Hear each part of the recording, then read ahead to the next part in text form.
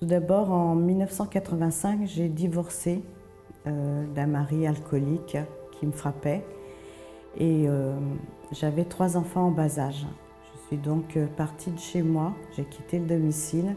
Je me suis retrouvée avec mes 3 enfants chez ma mère qui nous a hébergés pendant quelques mois. Mais pour elle, c'était un grand sacrifice parce qu'elle n'aime pas ses enfants. Elle n'aimait pas ses enfants, donc quand elle nous aidait, c'était du donnant-donnant. Et ses petits-enfants, elle les aimait encore moins. Enfin, divorcer, c'était pour moi un échec. Être chez ma mère, c'était encore un plus grand échec. Et j'ai commencé là à me battre pour trouver du travail, un appartement et après élever mes enfants seule, puisque je ne pouvais pas avoir l'aide de personne, étant donné que je ne connaissais personne là où ma mère habitait.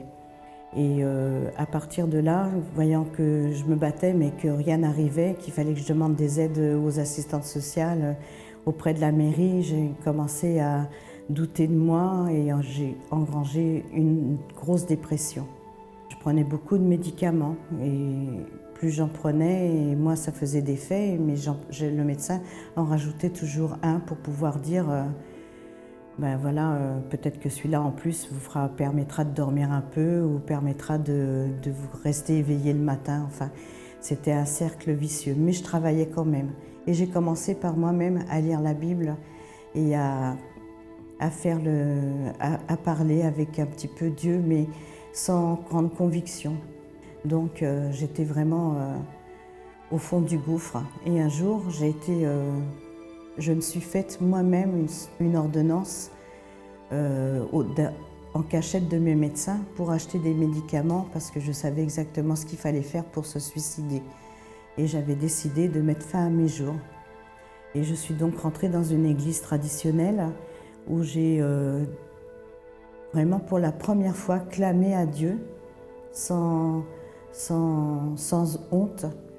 J'ai dit à Dieu des choses horribles et je lui ai dit à la fin, comme de toute façon tu ne m'entends pas, tu ne m'écoutes pas, tu ne m'aimes pas, je vais mettre fin à mes jours, j'ai acheté les médicaments, tu les vois, ils sont dans ma main, et je vais rentrer chez moi et mettre fin à mes jours, puisque sur terre c'est l'enfer, autant que je sois en enfer à la mort, puisque je sais que le suicide, tu le réprimandes.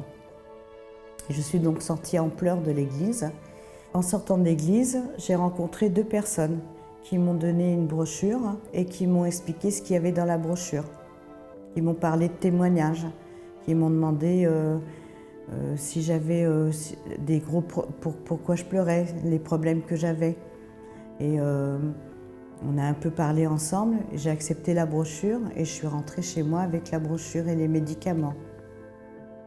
Et puis j'ai oublié les médicaments. Donc je suis venue un dimanche matin à 10h, à la prière de 10h. Et j'ai pu quitter le centre d'accueil depuis. J'ai commencé à prier, j'ai commencé à écouter la parole. Je me disais que j'avais lu ça, mais que je n'avais rien compris. La parole, je la lisais, mais je ne la comprenais pas. Je me suis sentie de plus en plus forte, l'esprit de plus en plus libre. Je sentais que les souffrances que j'avais vécues depuis mon divorce et la haine que j'avais s'en allaient de mon cœur.